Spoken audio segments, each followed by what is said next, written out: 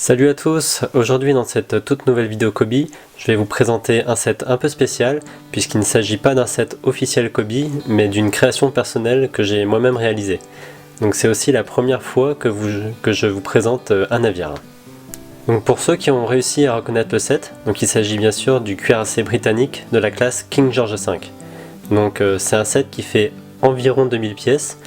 Par rapport au nombre de pièces qui me restait par rapport au set que j'ai acheté, puisque j'ai acheté à la base un Missouri de la référence 4812 qui m'a permis de fournir quasiment l'intégralité des pièces pour pouvoir faire cette création personnelle. Donc côté historique, ce cuirassé a donc donné son nom à la classe King George V, dont 5 cuirassés ont été fabriqués. Donc le King George V en 1940 ainsi que le Prince of Wales, et après en 1941 le Duke of York, et en 1942 avec le Howie et le Hanson. Donc côté dimension, c'est un cuirassé qui est plutôt petit avec ses 227 mètres de long, donc à comparer avec le Bismarck qui lui faisait plus de 250 mètres de long et le Missouri qui lui dépassait les 270 mètres. Donc là on est sur un cuirassé qui est vraiment plutôt petit. Donc reporté à une échelle au 1/300, donc le cuirassé il fait au total 77 cm. Donc au niveau de son tonnage, donc il avait un tonnage de 44 000 tonnes, donc ce qui est plutôt élevé par rapport à ses dimensions. Donc ça s'explique du fait que c'était un des cuirassés qui avait le plus fort blindage de l'histoire, parmi toute la flotte cuirassée mondiale. Donc c'est pour ça qu'il a un fort tonnage par rapport à sa taille. Au niveau de sa propulsion, donc il était alimenté par 4 chaudières et 4 turbines. Donc chaque turbine permettant d'alimenter un arbre d'hélices avec 4 hélices à la fin. Et donc l'ensemble de ces chaudières pouvait développer jusqu'à 125 000 chevaux. Donc ça donnait une vitesse maximum de ce cuirassé à plus de 28 nœuds. Donc c'est une vitesse qui est vraiment plutôt élevée pour un cuirassé. D'un premier coup d'œil, donc on observe que c'est un cuirassé qui en impose vraiment, puisqu'il a une coque vraiment très large et avec ses canons de tourelle quadruple, donc c'est un cuirassé qui en impose vraiment. Tourelle qu'on retrouve bien sûr à l'avant, avec ici une première tourelle quadruple à l'avant, suivie juste derrière d'une petite tourelle double. Donc c'est tous des tourelles équipées de canons de 356 mm. On retrouve ici bien sûr à l'arrière la deuxième tourelle quadruple, toujours de 356 mm. Donc pour vous donner une idée de la taille de ces tourelles, donc il faut savoir que chaque tourelle pèse 1500 tonnes. Et chaque obus tiré par un de ces canons là pèse aux alentours de 700 à 725 kg. Donc c'est pas des petits obus. En armement secondaire, donc ce cuirassé était équipé de 16 canons de 133 mm, donc répartis ici en deux tourelles doubles de 133 mm, qu'on voit donc de part et d'autre de chaque superstructure. Donc on voit ici, on aperçoit ici les 4 canons de chaque côté. Ces tourelles donc étaient utilisées en tir de surface, mais elles pouvaient aussi également être utilisées contre les avions, donc en tir anti-aérien.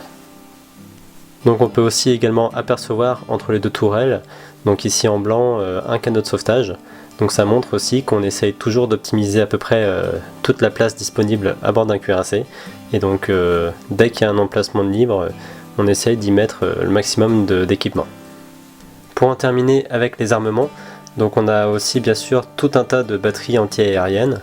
Donc il faut savoir qu'au cours de la guerre, l'équipement anti-aérien a beaucoup évolué sur ce cuirassé, comme sur beaucoup de cuirassés. Donc ici j'ai pas forcément reproduit l'ensemble des batteries anti-aériennes, j'en ai mis un petit peu partout où ils étaient positionnés. Donc ici on aperçoit notamment 3 canons doubles de 40 mm.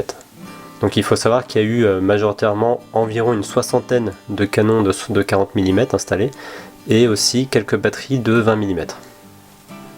On peut observer par exemple que sur certaines tourelles, il y avait également des équipements anti-aériens ainsi que des projecteurs permettant d'éclairer par exemple des avions la nuit. Enfin, donc sur la superstructure, on peut aussi avoir des canons anti-aériens, donc des canons simples, doubles, quadruples ou même octuples, c'est-à-dire à 8 tubes. Donc ça nous permet de faire la transition avec la superstructure. Donc ici elles sont au nombre de 2. Donc la première principale, elle est composée donc des hangars pour hydravions ainsi que pour le poste de commandement. La deuxième ici est plus consacrée à un équipement anti-aérien. Donc j'ai essayé de modéliser ici la superstructure, donc où on voit plusieurs étages avec plusieurs niveaux où on retrouve de l'armement anti-aérien ainsi que des miroirs et même des jumelles d'observation. Donc on a ici bien sûr la vigie sur la droite avec le poste de commandement. Et si on continue un peu plus haut, on s'aperçoit donc qu'il y a une première cheminée et encore plus haut, donc on retrouve l'antenne ainsi que le mât avec le drapeau de la Royal Navy.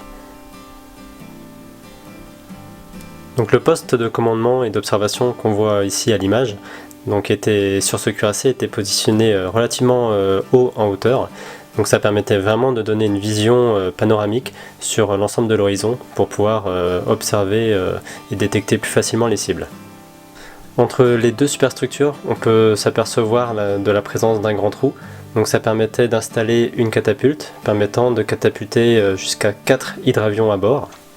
Hydravions donc vraisemblablement de la catégorie des Supermarine Walrus, donc qui était au total de 4 unités sur ce cuirassé. Donc on aperçoit également donc, sur sa gauche un hangar permettant de les stocker avant d'être en opération. On apercevra également donc, la présence de 2 grues permettant de manipuler les avions pour pouvoir les préparer à être catapultés. Au niveau de la deuxième superstructure à l'arrière, donc on s'aperçoit qu'elle est équipée de bon nombre d'équipements anti-aériens, ainsi que de la deuxième cheminée qu'on aperçoit sur la droite, ainsi qu'un deuxième mât d'antenne qu'on retrouve ici sur la gauche et qui monte relativement haut. Au niveau de la proue, on peut apercevoir donc les 3 canons anti-aériens avec juste devant le brise-lames, ainsi que les plots d'amarrage ici en gris foncé. Donc si on continue, on observe bien sûr la présence des chaînes. Donc normalement en réel elles sont au nombre de 3, puisqu'il y a 3 possibilités d'encre à l'avant. Mais ici j'en ai mis que 2 par facilité de modélisation. Donc on a bien sûr les 2 encres qu'on aperçoit ici. En faisant le tour de l'arrière, donc on se retrouve avec la tourelle quadruple de 356 mm qui est surmontée d'un canon anti-aérien. Devant cette tourelle, donc on retrouve 2 petits canons de DCA et devant ces canons de DCA, on retrouve à nouveau 2 plots d'amarrage qui sont ici en gris foncé. Donc bien sûr, on peut aussi apercevoir les hélices qui sont au nombre de 4 sur ce bateau, ainsi que le safran qui est un safran unique central sur l'arrière du bateau. Donc je terminerai par une vue d'ensemble pour vous permettre d'apprécier la taille du navire. Donc c'est un bateau qui m'a demandé, je pense, entre 4 à 5 fois plus de temps à faire qu'un bateau avec un modèle, puisque là il a fallu construire tout sans modèle, donc inventer l'ensemble de la forme de la superstructure et de la coque. Donc c'était un défi assez intéressant, mais pas toujours évident, parce qu'il a fallu que je m'adapte à l'ensemble des pièces que j'avais à disposition, à savoir quasiment que des pièces du Missouri. A noter que tous les sets Kobe sont vendus avec un socle noir, ainsi qu'une étiquette présentant le nom du bateau. Donc ici évidemment, comme c'est une création personnelle, j'ai moi-même créé une étiquette pour pouvoir présenter ce bateau sur un socle. Donc voilà, pour conclure sur cette petite vidéo, donc étant donné que c'est une création personnelle, je ne ferai pas forcément de critique comme je pourrais le faire sur un set officiel. Je suis cependant plutôt satisfait du résultat, étant donné que j'ai utilisé quasiment intégralement que les pièces d'un seul Missouri. Voilà, donc j'espère que cette petite vidéo de présentation vous a plu. Donc n'hésitez pas à me faire part de vos opinions sur ma création, mais bon, soyez un peu indulgents aussi, puisqu'il s'agit de mon premier mock. Donc merci de m'avoir regardé jusqu'au bout, et nous on se dit à la prochaine pour une nouvelle vidéo. Merci, salut!